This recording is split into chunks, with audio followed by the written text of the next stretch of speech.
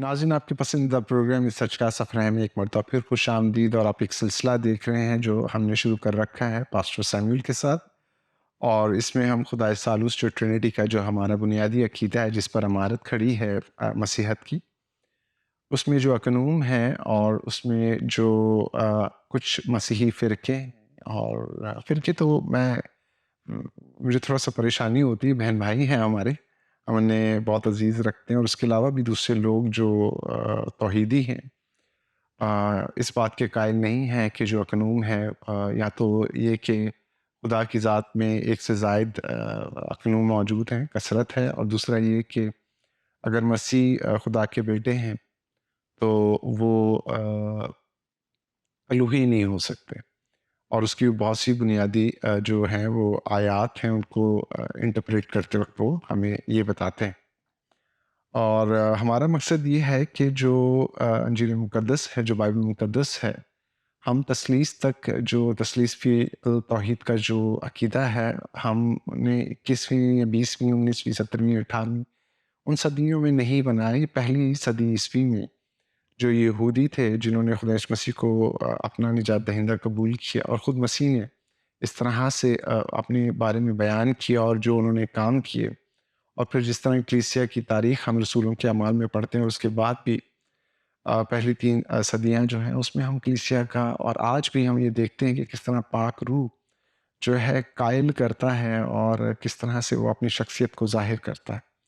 इन तमाम जो हमारे पास ज़राए हैं, जो शहादतें, उनकी बुनियाद पर हम लोगों को बताना चाहते हैं, सिखाना चाहते हैं और रिकॉर्ड करना चाहते हैं अपनी आइंदा आने वाली नस्लों। एक ड्यूटी है, और उसके लिए हम शुक्रगुज़ार हैं भाई पास्टर सैमुअल के, उन्होंने वक़्त निकाला और एक लंबी सीरीज़ का ये सिलसिला शुरू किया।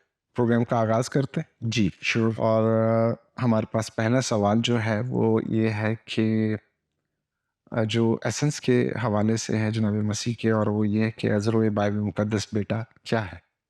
तो बेटा क्या है, बाइबल मुक़द्दस बेटे के ताल्लुक से 2 चीज़ें बड़ी वाज़ेह तौर पर बताती है। तो इख्तिसार का ख़्याल रखते हुए यीशु मसीह को, खुदा के बेटे को बाइबल मुक़द्दस ने वेरी क्लियरली शख़्स, पर्सन मेंशन किया है। यूहन्ना रसूल कहता है कि हमारे दरमियान एक शख़्स खड़ा है। और फिर इमारत की किताब में लिखा है उस शख़्स को, उस शख़्स यीशु को। फिर हाकिम ने कहा कि मैं इस शख़्स में कोई ऐब या कोई गुनाह कसूर हुँ, नहीं पाता। तो मतलब ये है कि उसको बाइबल मुक़द्दस पर्सन कहती है, और पर्सन की डेफिनेशन हम एक एपिसोड में मैं मुख्तसर सी रिपीट कर देता हूँ। हाँ जी। पर्सन वो है जो जिसके पास शऊर हो, इदराक हो, और उसके पास विल हो यानी मर्ज़ी हो, और अपनी आज़ाद मर्ज़ी से वो फैसला पिक कर कर सके, चूज़ कर सके और फैसला करके कुछ एक्शंस को भी परफ़ॉर्म करने के काबिल हो, और उसको पूरी समझ हो मैं कौन हूँ, मेरे काम का नतीजा क्या निकलेगा, मैंने क्या करना है, क्या नहीं करना, अपनी अच्छे-बुरे को वो समझता हो। तो ये सिंपल सी एक डेफिनेशन है पर्सन की। तो बाइबल मुक़द्दस बेटे को पर्सन कहती है। क्वेश्चन है कि अज़्र बाइबल मुक़द्दस बेटा क्या है? तो जब उसको पर्सन कहते हैं तो हमें पता चलता है कि वो कोई बेजान या कोई शऊर से खाली कोई हस्ती, शय नहीं है। कोई शय नहीं है, कोई हुँ, बेजान सी चीज़ नहीं है, वो एक पर्सन है। अब अगला क्वेश्चन आता है कि वो फिर कैसा पर्सन है? पर्सन तो हर बशर भी एक पर्सन है, और इसी तरह से फरिश्ते भी पर्सनैलिटी रखते हैं, हुँ, उनके पास भी पर्सन था, तो उसने बुराई को चूज़ करके और उसको गंदगी की तरह फिर ज़मीन पर पटका गया। तो बहरहाल बेटा जो है पर्सन होने के साथ-साथ वो इलाही पर्सन है। सो जिस बाइबल मुक़द्दस ने उसकी पर्सनैलिटी को बयान किया है, उसी बाइबल मुक़द्दस ने उसके खुदा होने को बयान किया है। और अगर हम आपने इंट्रो में बताया कि जो यहूदी लोग थे, जो पहले शागिर्द थे, वो ज्यूज़ थे, और उन्होंने ही इस तालीम को अंडरस्टैंड किया, और इससे पहले पुराने अहदनामा में ये तालीम मौजूद थी। उन्होंने ज़रूरत के मुताबिक सिर्फ़ उसको डिफ़ाइन करके और उसकी तारीफ़ की या उसको मुरतब किया। बेटा जो है बाइबल मुक़द्दस के मुताबिक हमें खुदा नज़र आता है, और एक नहीं, बीसियों वाला जात है जहाँ पर बेटे को खुदा कहा गया। फिर बीसियों ऐसे काम हैं जो सिर्फ़ खुदा ही कर सकता है। ऐसी ऐसी ख़ुसूसियात हैं, क्वालिटीज़ हैं, प्रॉपर्टीज़ हैं जो सिर्फ़ खुदा की हो सकती हैं। तो इन शॉर्ट मैं ये कहूँगा कि बेटा शख़्स है, और वो इलाही शख़्स है, यानी पर्सन भी है, और ऐसा पर्सन जो खुदा हो, और जैसा कि हमारी ये सीरीज़ है वो ज़ात इलाही का दूसरा अकनूम है। और ये अज़रूए बाइबल मुक़द्दस जी। कॉन्सल्स की वजह से नहीं, कॉन्सेंस की वजह से। ठीक है, अगले और सवाल सॉरी, कॉन्सेंस जो है ना, कॉन्सेंस का काम किसी चीज़ को इन्वेंट करना नहीं था। कॉन्सेंस का काम मौजूदा प्रॉब्लम्स की रोशनी में कलाम मुक़द्दस की आयत को डिफाइन करके हमें एक गाइडलाइन प्रोवाइड करना था। और कॉन्सेंस के फैसलों को हम इंसानी फैसले जानकर रद्द इसलिए नहीं कर सकते कि उनके फैसले किए इंसानों ने, पर वो उनकी बेस खुदा का कलाम है। कलाम मुक़द्दस। अच्छा, दूसरे सवाल की तरफ आते हैं। वो ये कि क्या सिर्फ़ बदन बेटा हो सकता है, जैसे कि बाज़ तौहीदी मसीह कहते हैं, और वो पहले भी बात की है, लेकिन इसको थोड़ा-सा और मौका है कि और तफ़सील से इसके अंदर जाके देखें। अच्छा देखिए, हुआ क्या, ये जो यूनिटेरियन मोनोथिज़्म बिलीफ है, इसको मानने वाले जो मसीही हैं, उन्होंने ये किया कि 3 मोड्स जो थ्योरी है वो पेश की, कि बाप था, वो खुद ही एक ज़ात एक पर्सन, मॉडलिस्टिक जो वो 3 मोड्स जो हैं वही मॉडलिस्टिक्स व्यू जो है। तो उन्होंने कहा कि जी ये 3 रूप हैं या 3 उसके कहना चाहिए कि इज़हार हैं, किरदार हैं। किरदार है। बेटा एक है, सॉरी पर्सन एक है, एक ज़ात एक पर्सन, पहले बाप था, वही बाप बेटा बनकर आ गया, वही बेटा फिर रूल कुस बनकर या रूल कुस में ढल कर, या जो भी वो कहते हैं वो आ गया। जब इसके ऊपर क्वेश्चन किए गए कि बाइबल मुकद्दस तो पर्सन्स की कम्युनिकेशन दिखाती है, बाइबल मुकद्दस तो तू और मैं का रिलेशन बताती है, और बाइबल मुकद्दस तो 2 की बात करती है। तो फिर उन्होंने 2 तो माने, पर उन्होंने अपनी जो बिदअती उनकी टीचिंग थी उसको भी सेफ रखने की कोशिश की। उन्होंने कहा अच्छा ठीक है, बाप और बेटा अगर 2 हैं, जैसा कि लिखा है कि तुम्हारी शरीयत में भी लिखा है कि 2 की गवाही, फिर यूहन्ना की इंजील में लिखा है दोनों को देखा और दोनों से अदावत रखी। तो जब ये क्वेश्चन उनके सामने आए तो उनको अपनी तालीम से पीछे हटना पड़ा, और यही किसी तालीम के बिदअती होने के लिए काफ़ी होता है, या आउट ऑफ बाइबल या अगेंस्ट द बाइबल होने के लिए काफ़ी होता है, कि जो कभी कुछ हो और कभी कुछ, जिसमें चेंज आता रहे। तगय्युर होता जी, है। मुझे किसी ने कहा जी कि आपके यहाँ तस्लीस की भी कई ब्रांचेज़, कई शाखें हैं।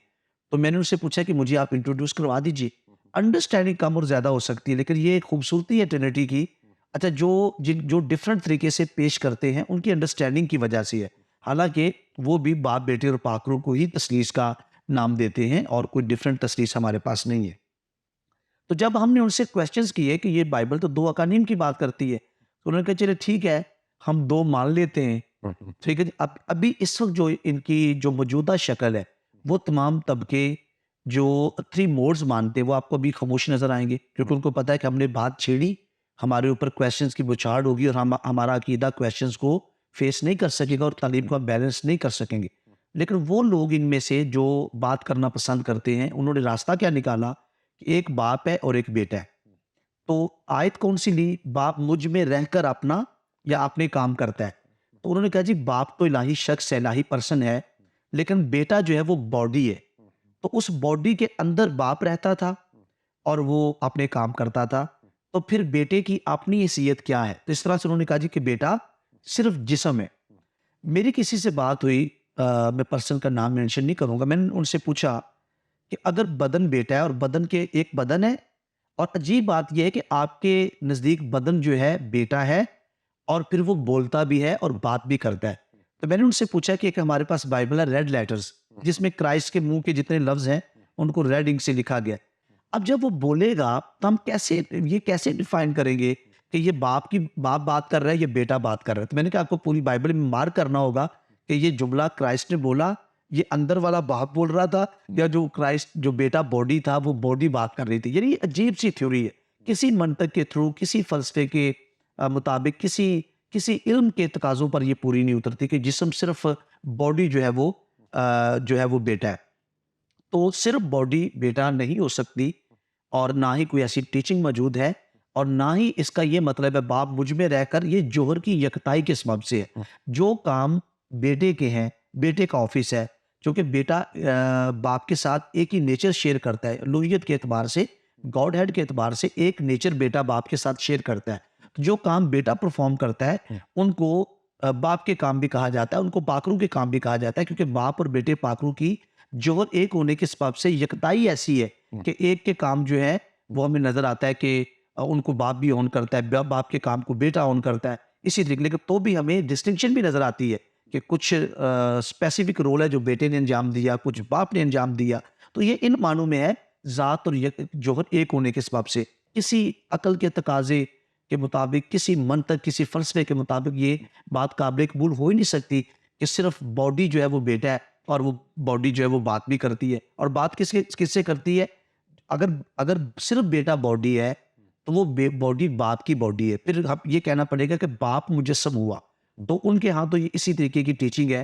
तो अगर बाप मुजस्सम होकर जिस्म में रह रहा है, तो आसमान से जो आवाज़ आ रही है, फिर वो कौन है? तो किसी तरीके से भी कोई भी ये रास्ता इख्तियार करे, इनकी टीचिंग दुरुस्त साबित नहीं हो सकती। ज़रूर बाइबल अनटिल अनलेस ये इकरार करें कि ये हमारी टीचिंग गलत है और हम आपको कलाम की रोशनी में आपकी टीचिंग को देखेंगे। तो खाली जहाँ तक क्वेश्चन की बात है, जो मसीही तौहीदी फ़िरके हैं, वो ये ज़रूर साबित करने की कोशिश कर रहे हैं कि बेटा जो है सिर्फ़ बॉडी है।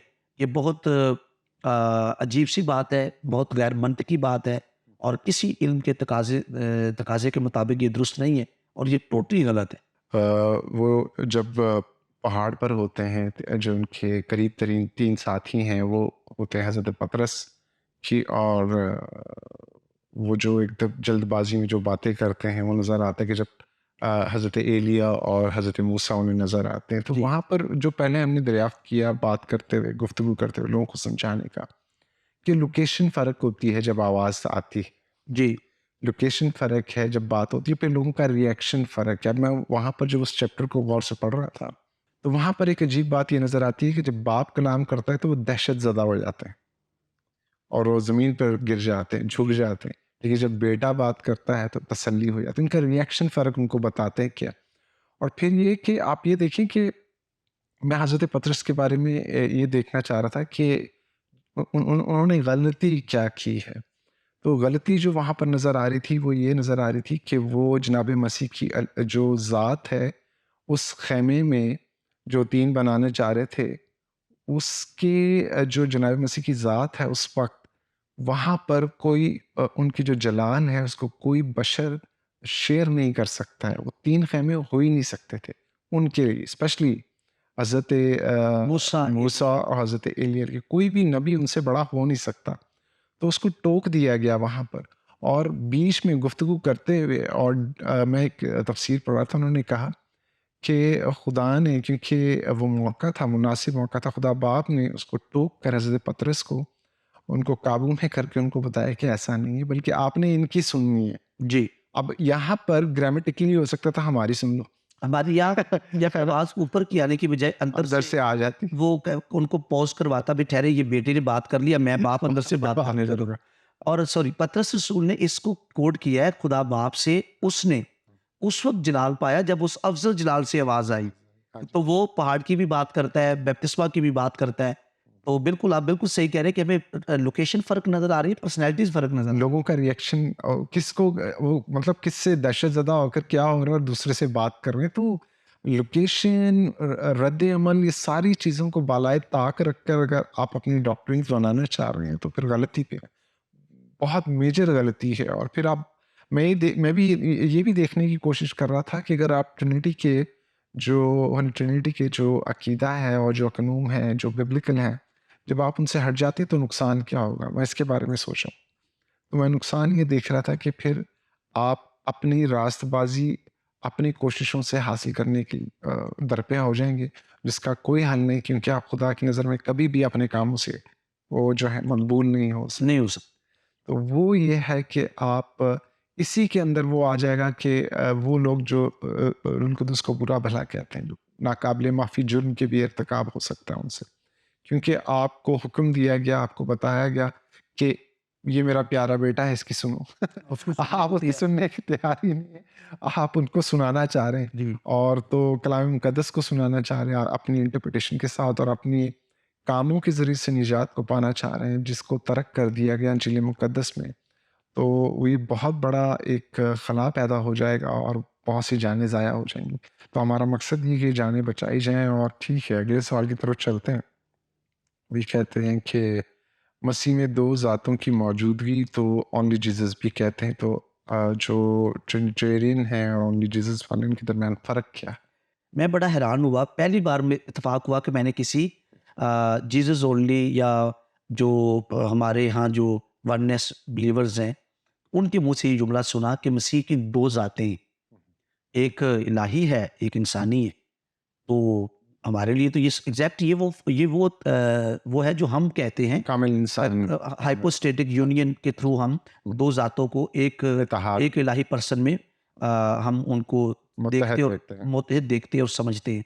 उनका कहना ये है कि वो जब क्राइस्ट को कहते हैं, मसीह को कहते हैं कि 2 ज़ातों की मौजूदगी की बात करते हैं या उसमें 2 ज़ातें पाई जाती हैं, एक इलाही है और एक बशरी है।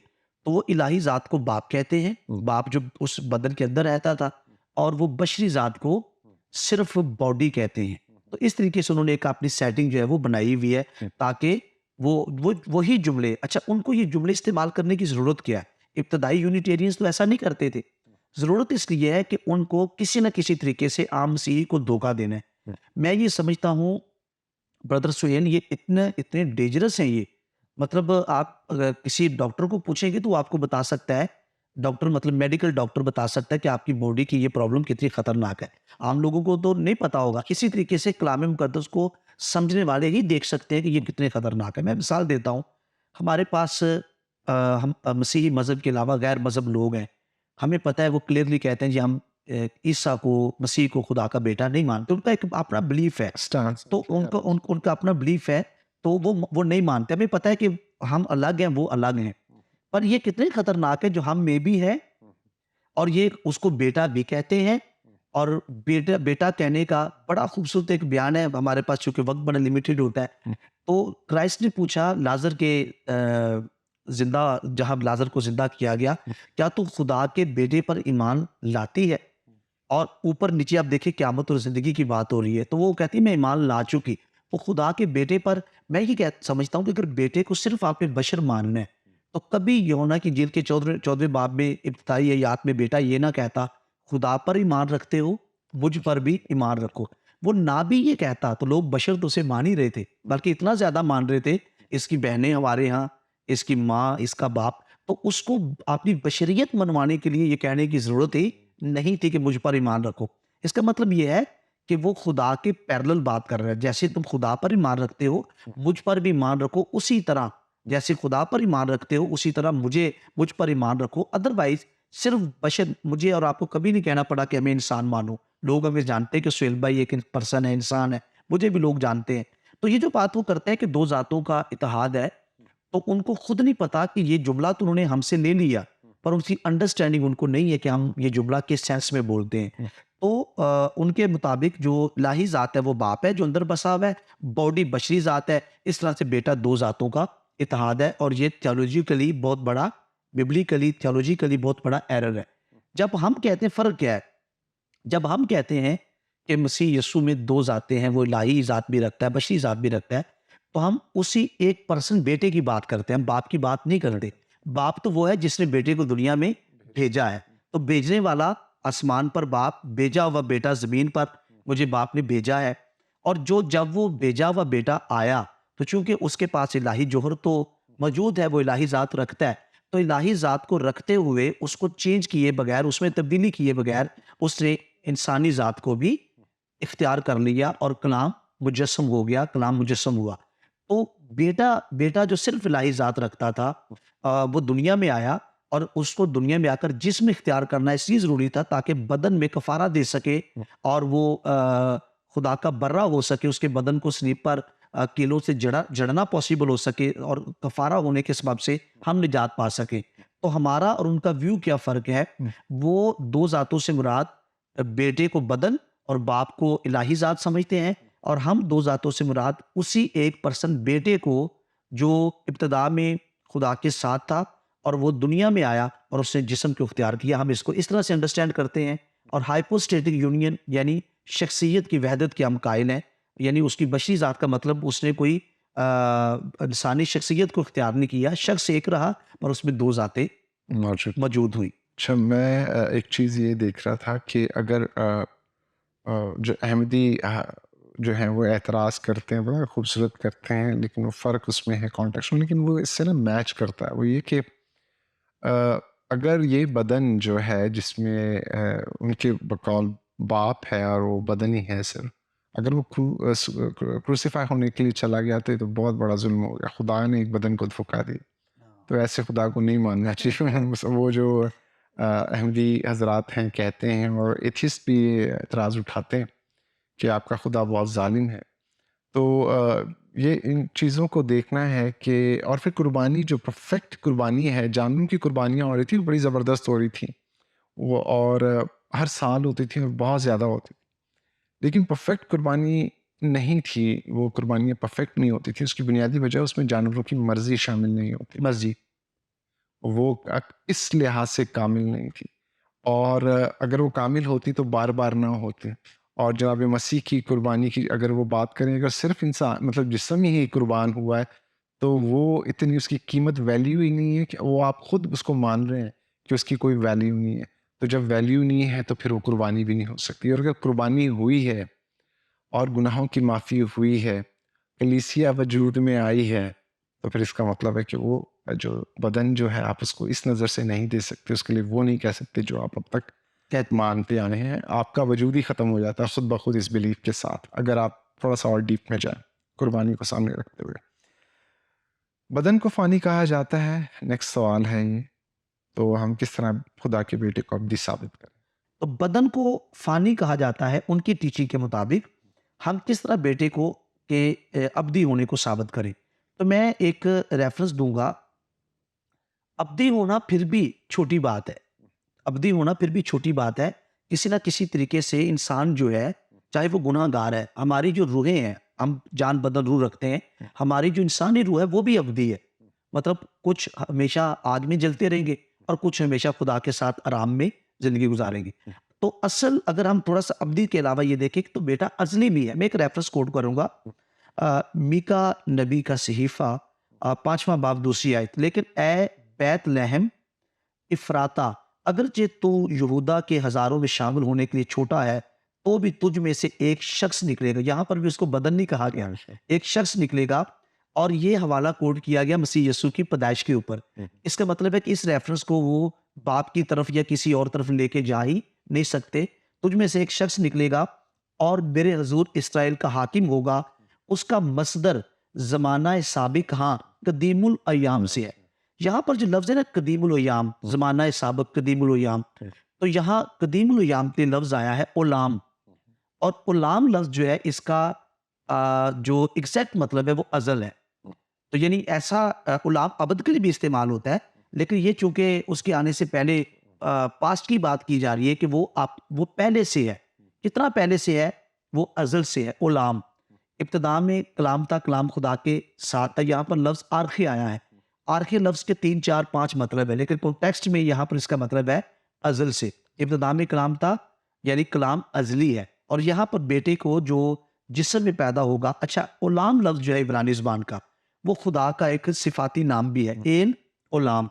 तो खुदा का सिफ़ाती नाम, ये सिफ़त किसी और में कैसे हो सकती है? तो यहाँ पर जो बैतलहम बैतलहम इफ़राता में पैदा होने जा रहा है, वो शख्स जो है, वो जो इसराइल का हाकिम होगा, उसको कहा गया कि वो अज़ली है। तो जब अज़ली है, तो अब्दी होना तो हमें बड़े आसानी से नज़र आता है। तो मैंने एक रेफ़रेंस ये दिया, फिर कलाम इब्तिदा में कलाम था, वहाँ पर भी आंखें का लफ्ज़ है। पेशतर इससे कि अब्राहम पैदा हुआ मैं हूँ, और कई हवाला जात हैं जो हमें बताते हैं। तो ये उसका अज़ली, जो अज़ली है वो अब्दी क्यों नहीं हो सकता? हमें इब्रानियों के ख़त में नज़र आता है कि यीशु मसीह कल, आज, बल्कि अबद तक, फॉरएवर यकसा है। अच्छा, सिर्फ़ फॉरएवर मौजूद नहीं है, वो है भी, उसमें चेंज भी नहीं है, फॉरएवर यकसा है। इब्रानियों 7वां बाब उसकी 25 आयत में लिखा है, चूँकि ये अबद तक कायम रहने वाला है। जितने इसके वसीले से खुदा के पास आते हैं, ऊपर आयत में लिखा है, उनको पूरी-पूरी निजात दे सकता है, क्योंकि उनकी शफ़ाअत के लिए हमेशा ज़िंदा है। फिर मसीह ने खुद कहा, देख मैं मर गया था, अब ज़िंदा हूँ और अब्दुल बाद ज़िंदा रहूँगा। और फिर अगर आप 21वें बाब में देखें, तो लिखा है कि उस शहर में मक़दस नहीं होगा, खुदा कादिर मुतलक और बर्रा उसका मक़दिस होगा। उस शहर में जहाँ पर मुक़द्दस जाएँगे, हमें वहाँ पर बर्रे की मौजूदगी नज़र आती है, और वहाँ पर बर्रा हमें एक्टिव नज़र आता है और इतने सारे हवाला जाते हैं जिसमें भी नज़र आता है कि ये ख़त्म होने वाला नहीं है, ये अब तक कायम रहने वाला है। तो हमने बल्कि उनके इस क्वेश्चन से और पीछे जाकर देख लिया कि वो अब्दी तो फिर भी मखलूक़ात को भी खुदा अब्दियत दे सकता है, पर उसकी अज़लियत बाइबल से साबित हो रही है। ये सिलसिला तो वहीं से साबित हो जाता है जब कलीसिया की बुनियाद पड़ती है, क्योंकि कब्र ही फाड़ कर बाहर आ जाती जी, है। बिल्कुल। तो मतलब मेरा सिंपल सी एक बात ये है कि अगर ये अपने अपने अपने आप को क्रिश्चियन कहते हैं, तो एक मरतबा सोचें कि हम क्रिश्चियन क्यों हैं। जी, ये मतलब क्राइस्ट के बगैर अगर नहीं हो बहुत सकते हैं, खूबसूरत तो बात है। फिर तो ख़त्म हो गई बात। तो फिर इन्हें पीछे कुछ हमारे रहा पीछे नहीं। कुछ रहा नहीं कि कलीसिया की इब्तिदा इसी बात से होती है। अच्छा, अगला सवाल समीर भाई हमारे पास ये है कि यीशु ने कहा बेटा अपने आप से कुछ नहीं कर सकता, फिर वो खुदा कैसे हो सकता? अच्छा, इसके लिए मैं इस रेफ़रेंस को जो वो हमसे जब सवाल करते हैं कि वो आप अपने आप से तो कुछ कर ही नहीं सकता, लिहाज़ा वो खुदा कैसे हो सकता है? मैं इसी रेफ़रेंस में मुझे उसकी उलूहियत नज़र आती है। हुँ, क्यों? जितने पर्सन्स आपको नज़र आएँगे, आप एक पर्सन है, मैं एक पर्सन हूँ, जो सिर्फ़ बशर है, सिर्फ़ इंसान है। तो कोई आप मुझे अरबों इंसानों में से कोई एक इंसान दिखा दें, जो इंसान है, खुदा नहीं है, सिर्फ़ इंसान है और वो कहे कि जी मैं तो कुछ कर ही नहीं सकता। हमारा डिज़ाइन ही ऐसा है कि हम सब कुछ करते ही अपने आप से हैं।